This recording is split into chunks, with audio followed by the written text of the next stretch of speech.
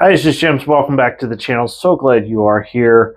I'll first want to thank Smart Christians Life. I want to thank them for posting this. If you want the longer version of what happened, go to his YouTube channel. He's reporting some very interesting information about Rod Parsley and his daughter, and some things that were said at that church. And once again, you got people in leadership who are really, really not treating their people very kindly. And apparently, in Rod Parsley's church, if you don't give as much as you're supposed to, in their eyes, then you're a reprobate. According to good folks at Smart Christians Life, people there aren't giving nearly as much as what the Parsleys want, and some people are leaving. And please go check out Smart Christians Life. He's got a YouTube channel that's really good.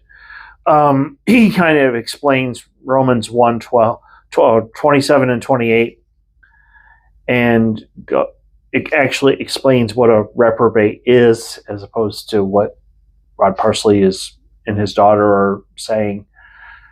And I don't like the term gaslighting, but that's exactly what they're doing. Is they're trying to make it seem like it's the people's fault for not giving, when it's in reality the Parsleys who are trying to build this exorbitant wealthy lifestyle. And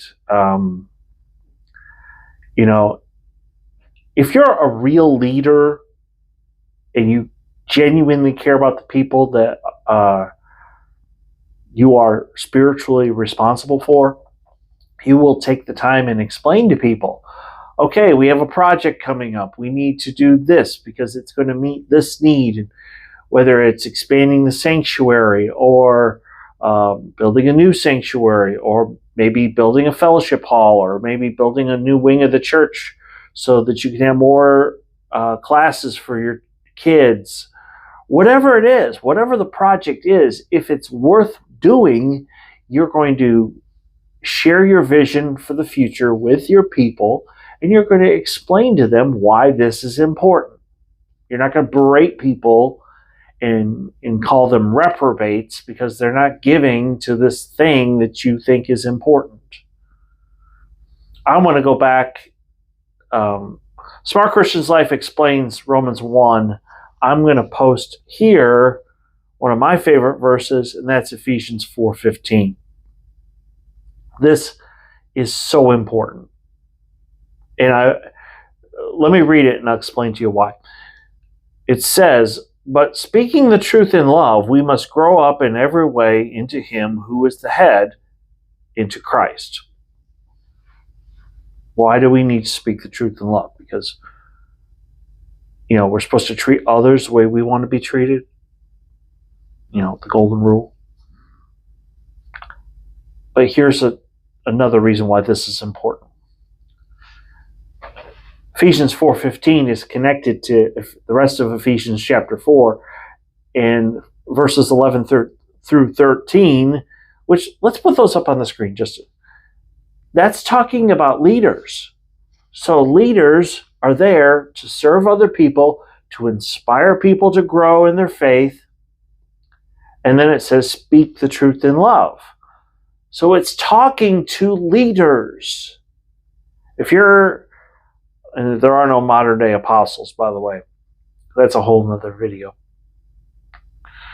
Prophets, we can argue about whether there's modern day prophets or not, but evangelists, pastors, or teachers, we definitely know that they exist today. If you're one of those things, you are to speak the truth in love. So, is name calling? No, that's not speaking the truth in love. Berating people because they're not giving a certain amount. I thought it said in 2 Corinthians 8 that God loves a cheerful giver. Can't be a cheerful giver if you have your leaders at your church berating you for how much you're giving. That's not okay. Now, the other reason that this is important is because this will show you the difference between a real, loving, caring, supportive pastor and a false teacher.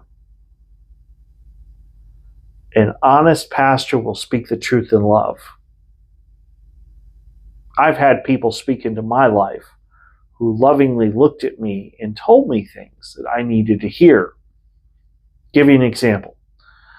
The late Reverend Dr. Ken Blank, God rest his soul.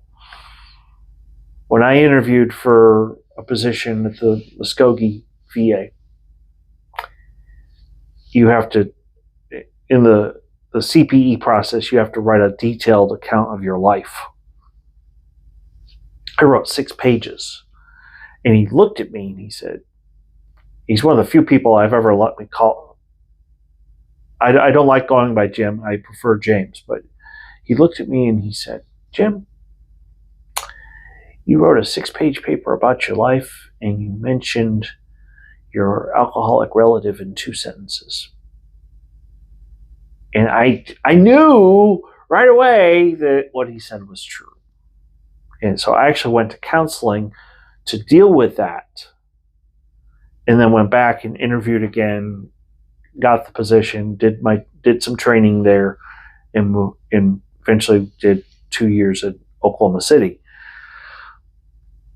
But Ken Blank spoke into my life. Ken Blank pointed out something to me that I needed to change, and he did it in love. Go back and watch Smart Christian's life. Watch the video of Rod Parsley's daughter getting up there and calling these people reprobates, and she was talking about how they're eating their own dung and all this other nonsense, and it's just like, this is terrible. Neither one of them should be in ministry because they don't love their people. They're in it for the money. That's the kind of stuff we need to put an end to. I'm telling you, I'm not in the ministry because I want to get rich. I'm in the ministry because I want to serve people. And what Rod Parsley and his daughter and some of the staff there at that church are doing is disgusting. So, I guess in a weird way, as a content creator, it's like you have enough people out there doing wrong things. I have stuff to talk about. So, but I don't want to see anybody get hurt. Which, bottom line is, when it comes to giving, you pray about it. You ask God what you should give, and then do that. If somebody's up on stage yelling at you because you're not giving enough, go find a healthy church.